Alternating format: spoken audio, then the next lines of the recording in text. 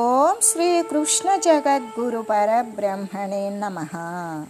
ఓం నమో శ్రీ వేదవ్యాసాయ నమః. ఓం మద్గురు శ్రీ పూర్ణానంద స్వామినే నమః.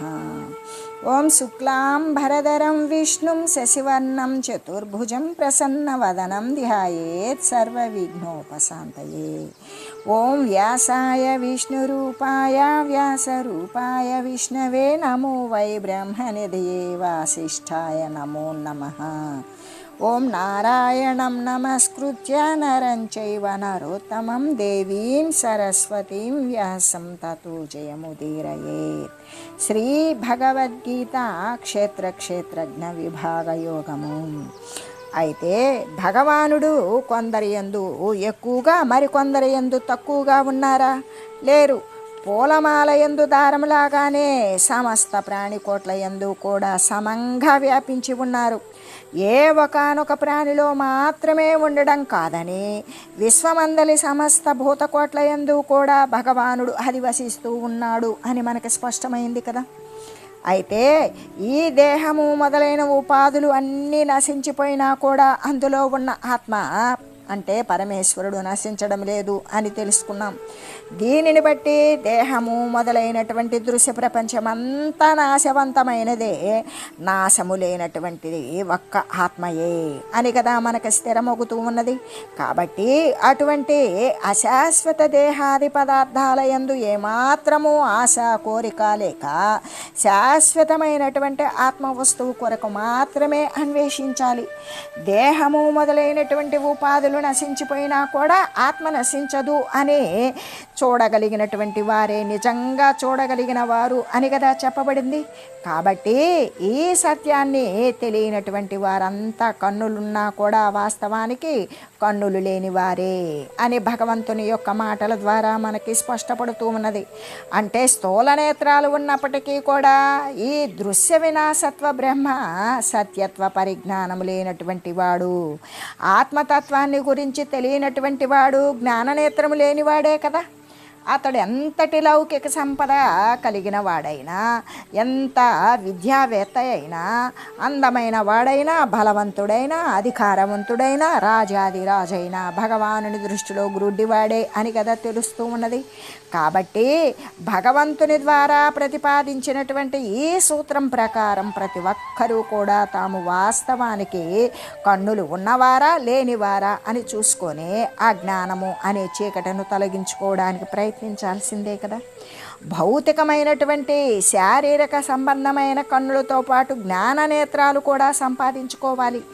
ఈ దేహము మొదలైన దృశ్య పదార్థాలను నశించిపోయేవానిగా ఆత్మను శాశ్వతముగా తెలుసుకోగలగడమే కదా జ్ఞాన నేత్రాన్ని సంపాదించడం అవుతూ ఉన్నది అని చెబుతూ మనకి ఇక్కడ 3 రకాలైనటువంటి పదాలను ఉపయోగించారు. సమానంగా వర్తించేటువంటి వారు, సర్వత్రా వర్తించేవారు, లెస్సగా వర్తించేటువంటి వారు పరమాత్మ అని కదా తెలుస్తూ ఉన్నది. ఈ ప్రకారంగానే పరమాత్మను సమస్త ప్రాణుల యందు కూడా సమంగా చూడగలిగిన వాడే ఆ పరమాత్మను ప్రయత్నపూర్వకంగా ఎలాగైనా సరే తెలుసుకోవాలి అనే తన యొక్క ఆత్మను తాను మరి తెలుసుకొనటం వలన తన ఆత్మను తాను చంపుకొనటం లేదు అని కదా తెలుస్తూ ఉన్నది. ఆత్మను తెలుసుకోకపోవడమే ఆత్మను హింసించడం, అదే కదా ఆత్మహత్య. ఇంకా కూడా ఆత్మను గురించి తెలియనటువంటి వాడు ఈ యొక్క పుట్టుక చావు సంసార ప్రవాహమున పడిపోయి కొట్టుకుంటూ నానా బాధలు పడుతూ ఉండడం వలన తన ఆత్మను తానే హింసించుకున్నవాడే అవుతూ ఉన్నాడు. శరీరం వచ్చినప్పుడే కదా బాధలు అనేవి వస్తాయి, శరీరమే లేకపోతే బాధలు లేవు కదా. కాబట్టి వారి వారి సంసార బాధలకు వారే కారకులు అని కదా స్పష్టమవుతూ ఉన్నది. ఆత్మను తెలుసుకున్నట్లయితే ముక్తుడవుతాడు. అలా ముక్తుడైనప్పుడు ఇక బాధలేవి లేకుండా ఉంటాయి. కాబట్టి విఘ్నులైనటువంటి వారు తమ యొక్క ఆత్మను హింసించుకోకుండా, ఆత్మహత్యకు ఏమాత్రము కూడా ప్రయత్నించకుండా సర్వత్రా సమముగా వ్యాపించి ఉన్న పరమాత్మతత్వాన్ని తెలిసి దాని ఫలితమైనటువంటి సర్వోత్తమముకు మోక్షగతిని పొందవలేను. మోక్షాన్ని ఉత్తమగతి అని చెప్పారు కదా. ప్రపంచంలో ఉన్నటువంటి పదవులన్నింటిలో కూడా ఆత్మను సాక్షాత్కారం చేసుకోవడమే సర్వోత్తమము అని కదా తెలుస్తూ ఉన్నది. అయితే లోకంలో సమస్త కర్మలు కూడా సర్వత్రా ఎవరు జరుపుతున్నారు? ప్రకృతే కదా జరుపుతూ ఉన్నది. ఆత్మ అయితే తటస్థుడుగా, కదలనివాడిగా, సాక్షిభూతుడుగా ఉన్నాడు. వాస్తవానికి అతడు ఎప్పటికీ కర్త కాడు, కానేరడు. ఆ ఆత్మ యొక్క సాన్నిధ్య మహిమ చేతనే ప్రకృతియే క్రియలన్నీ కూడా సర్వ విధాలా నెరవేరుస్తూ ఉన్నది. ప్రకృతి అన్నప్పుడు చుట్టూ ఉన్న పరిసరాలే కాదు, శరీరం కూడా ప్రకృతే. ఈ సత్యాన్ని గురించి తెలిసిన వాడే వాస్తవమైన దృష్టి కలిగిన వాడు. అతడే నిజంగా చూసేవాడు. తక్కినటువంటి వారు కన్నులున్న సత్యాన్ని చూడజాలని వారు అని కదా అర్థము. ప్రపంచంలో చాలామంది కూడా కర్తృత్వాదులను ఆత్మయందే ఆరోపిస్తారు. నేను చేస్తున్నానని, నేను బాధపడుతున్నానని మొదలైనటువంటి మాటలను పలుకుతూ ఉంటారు. మరి వారు యథార్థాన్ని, సత్యాన్ని చూసిన వారు కాదు కదా. నేత్రాలు ఉన్నప్పటికీ కూడా వారు సత్యాన్ని చూడలేని వారే. కాబట్టి ఇటువంటి జ్ఞాన నేత్రాన్ని సంపాదించుకోవాలి. లేకపోతే వారు భగవంతుని యొక్క దృష్టి యందు నేత్రములు లేనటువంటి వారే అవుతారు కదా.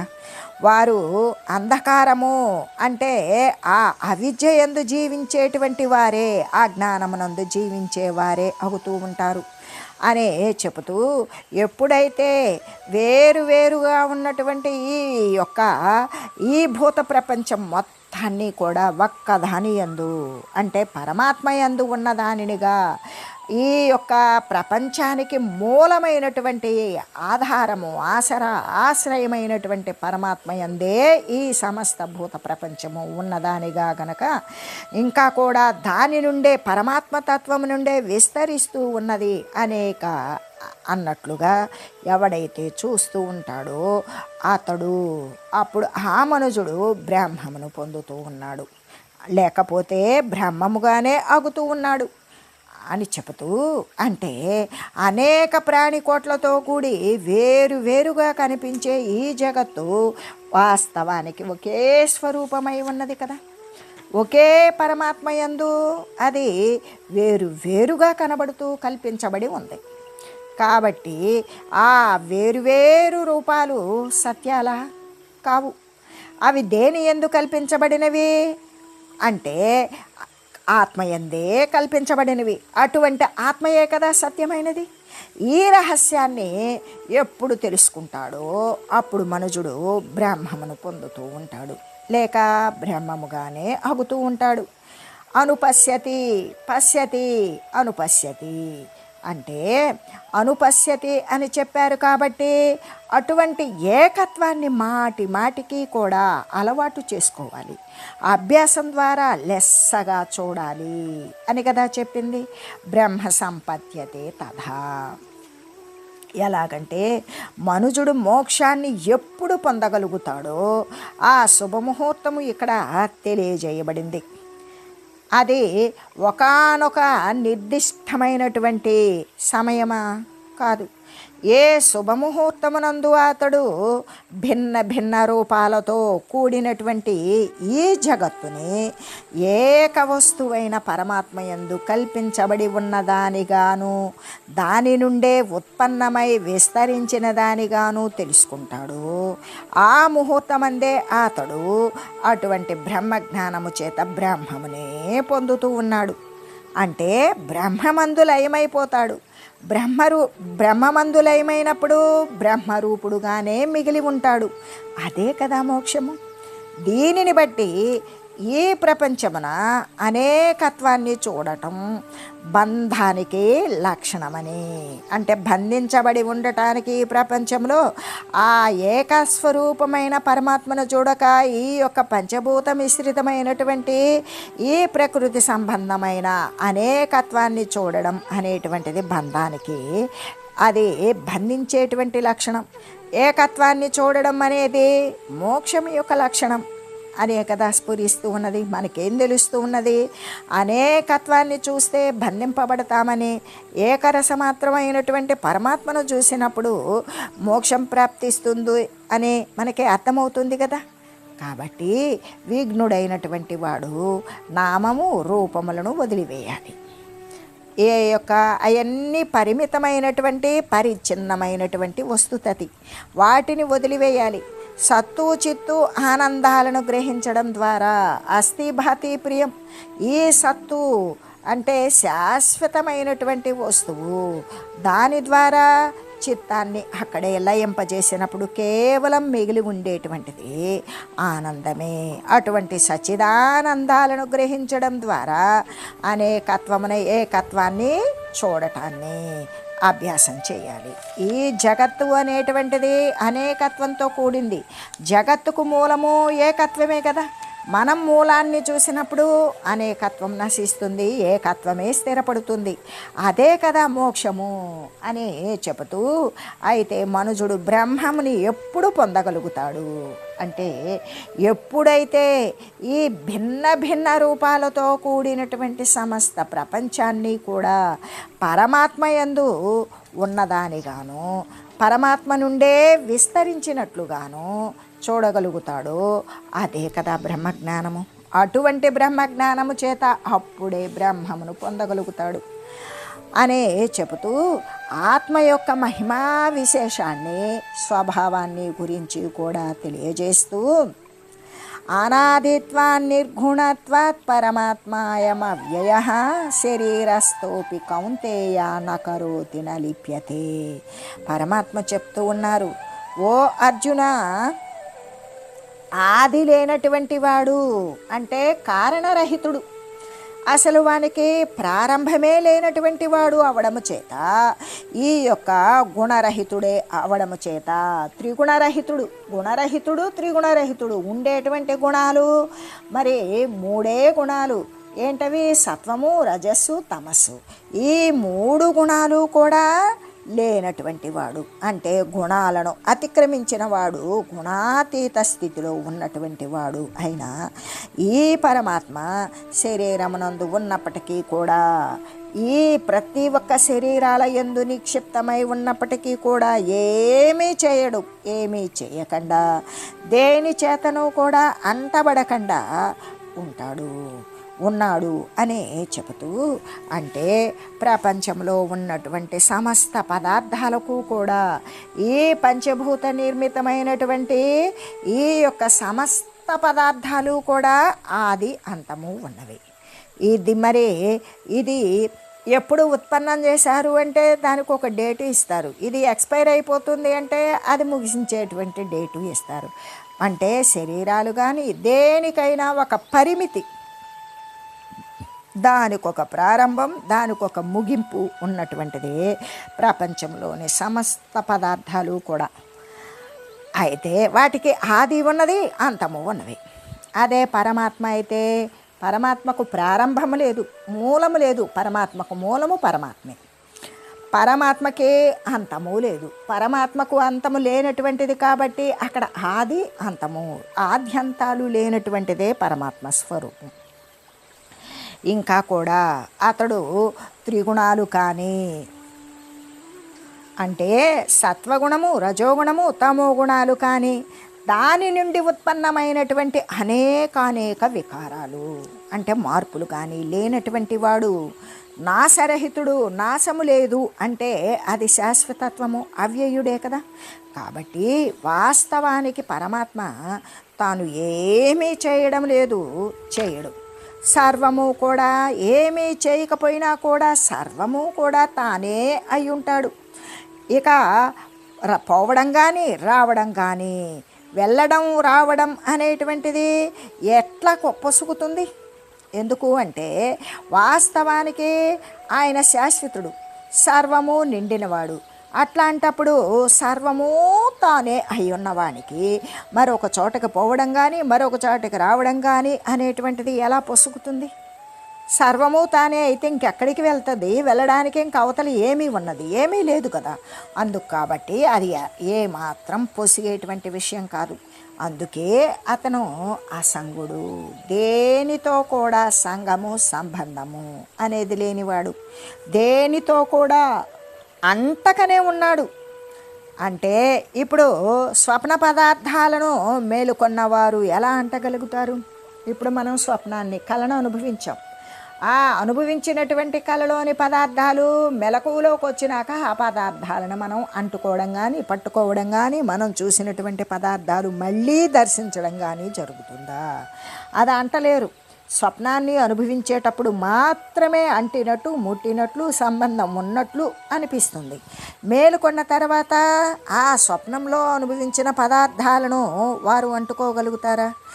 కాబట్టి శరీరము, మనసు, బుద్ధి మొదలైనవన్నీ కూడా అనేక కార్యాలను చేస్తూ ఉన్నప్పటికీ కూడా ఆత్మ మాత్రం సాక్షి మాత్రంగా ఏ క్రియ చేయనిది, ఏ సంగము, ఏ అంటనితనము లేనటువంటిది, ఇక సహజమైనటువంటి ఆనంద స్థితి అందే వెలయుచూ ఉంటుంది పరమాత్మతత్వం అని చెబుతూ శరీరస్థూపి అని చెప్పడం చేత పరమాత్మ ఎక్కడున్నాడు అంటే ఎక్కడో దూరంగా ఉన్నాడు అని చెప్తున్నారా?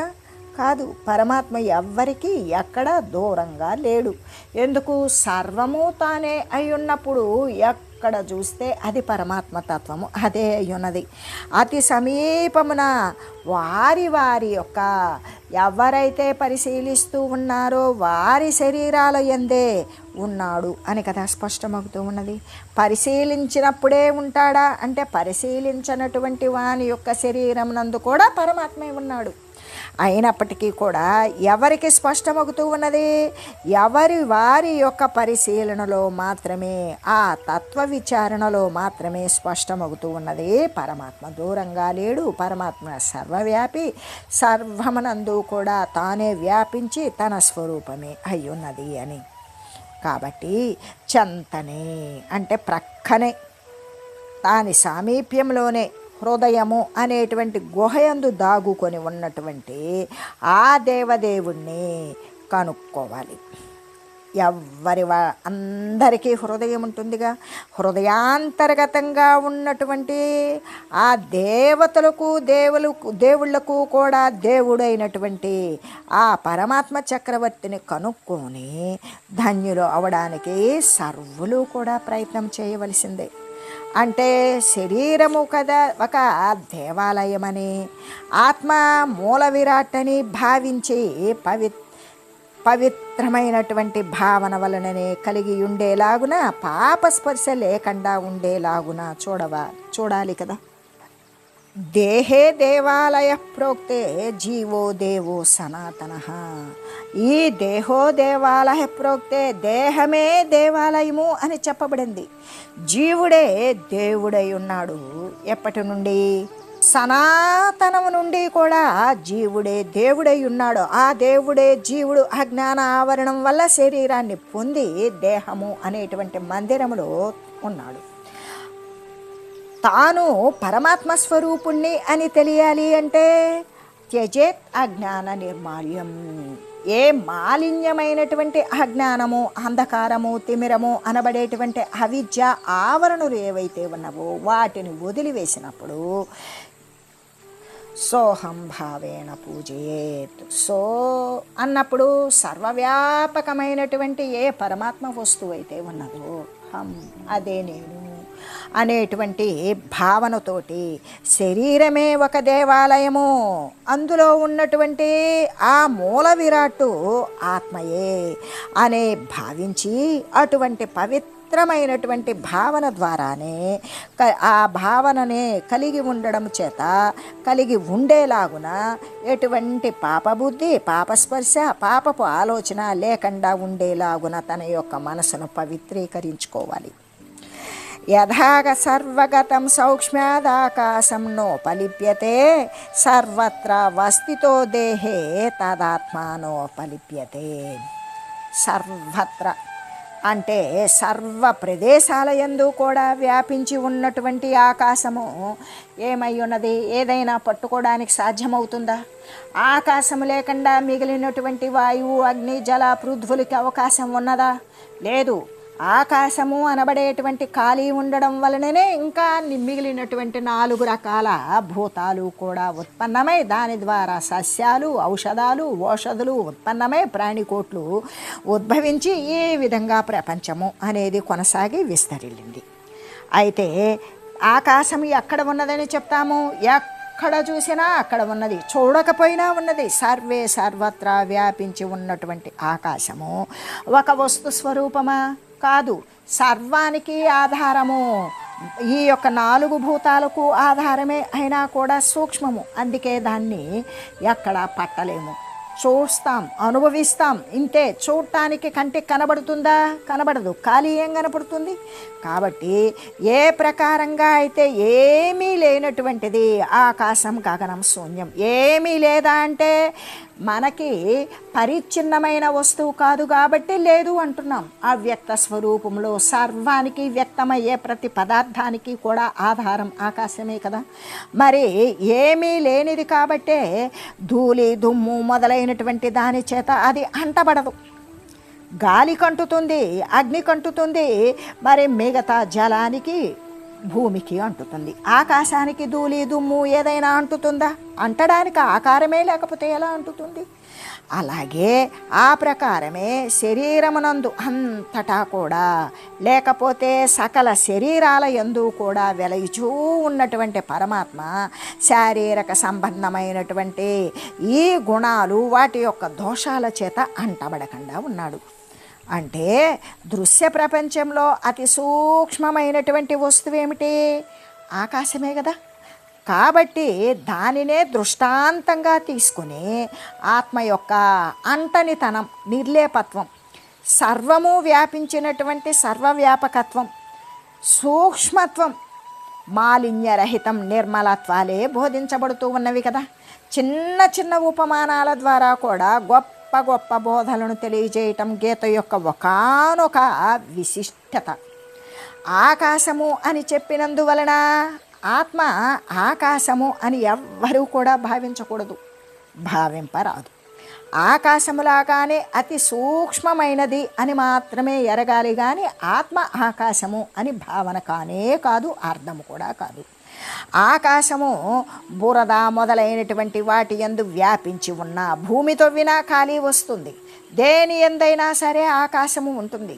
ఆ యొక్క బురద మొదలైనటువంటి వాటి యందు కూడా ఆకాశం వ్యాపించి ఉన్నప్పటికీ వాటి యొక్క ఆ బురద గోతులు, వాటిల్లో ఉన్నటువంటి మట్టి, వాటి యొక్క గుణదోషాల చేత ఈ ఖాళీ అనేటువంటిది అంటబడుతుందా? ఆ గుణదోషాల చేత అంటబడదు. అలాగే ఆత్మ కూడా దేహమునందు అంతటా కూడా అణువణువు వ్యాపించి ఉన్నప్పటికీ దాని యొక్క సుఖము చే కానీ, దాని యొక్క దుఃఖము చే కానీ, శరీరము పతనము చే కానీ, శరీరము ఉత్పన్నము చేత కానీ, దేని చేత కూడా ఈ యొక్క ఆత్మ అనేటువంటిది అంటబడదు. ఇంకా కూడా మేఘమునందు ఎన్ని మెరుపులుంటాయి, ఎన్నెన్ని పిడుగులుంటాయి, నీరు ఉంటుంది, వడగండ్లుంటాయి, నల్లని నలుపుదనం ఉంటుంది, చల్లని శీతలత్వం ఉంటుంది, మొదలైనవి అనేకం ఉన్నప్పటికీ కూడా ఆకాశానికి ఆ యొక్క మేఘ సంబంధమైన గుణదోషాలు ఏవైనా అంటుతాయా? ఏవి అంటవు. ఆత్మకు కూడా శరీర సంబంధమైనటువంటి, మనసు సంబంధమైన సుఖాలు, దుఃఖాలు ఏమాత్రము కూడా అంటవు, అంటనేరవని చక్కగా భావన చేయాలి. అలా చేసి గంభీర ఆత్మస్వరూపుడుగా సాధకుడు స్థిరుడై ఉండాలి. తాను వాస్తవానికి ఆత్మస్వరూపుడే కాబట్టి తనను దేహానికి సాక్షిగాను, దేహానికి అతీతుడుగాను కూడా చింతన చేస్తూ ఉండాలి. దేహ సంబంధమైనటువంటి బంధాన్ని కానీ, సుఖాలను, దుఃఖాలు మొదలైనటువంటి వాటిని కానీ తనకు లేవు అని తలంచి గంభీరంగా, భయము లేకుండా, నిర్భయంగా, ఆనందంగా ఉండగలగాలి. సర్వత్రా వస్థితో దేహే అని కదా చెప్పారు. అంటే భగవంతుడు అతి సమీపంలో శరీరమునందే వర్తిస్తూ ఉన్నాడు అని కదా తెలియజేయడం. కాబట్టి పవిత్రమైనటువంటి ఆచరణ చేత వారిని హృదయమునందే సాక్షాత్కరించుకోవాలి. అంతఃకరణము యొక్క శుద్ధత్వము చేత మాత్రమే అలా పరమాత్మ యొక్క సందర్శనం అనేటువంటిది చేయగలుగుతాం. శరీరము దేవుని యొక్క నిలయము, దేవుని యొక్క సన్నిధి అని భావించి చెడ్డ కార్యాలను, పాప కార్యాలను, దుష్కృత్యాలను, పాప ఆలోచనలను కూడా దరికి చేర్చుకోకుండా ఇంకా కూడా ఏ జాతి వారైనప్పటికీ, ఏ మతము వారైనప్పటికీ, స్త్రీలైనా పురుషులైనా తమ శరీరమునందు దేవదేవుడైనటువంటి జగన్నాథుడు నివసిస్తూ ఉన్నాడు అని నిశ్చయించాలి. అలా నిశ్చయించినప్పుడు ఒక ధైర్యం కలుగుతుంది. అలా ధైర్యోపేతులై పరమాత్మను దర్శించుకోవడం కోసం శీఘ్రతరంగా ప్రయత్నం అనేటువంటిది అది అవిరామంగా చేయాలి. ఆ ధైర్యం కలిగిన వారే పరమాత్మ తత్వాన్ని సాక్షాత్కరించుకోవడం కోసం శీఘ్రంగా ప్రయత్నాన్ని అనవరతము కూడా ఫలించేదాకా ప్రయత్నించాలి.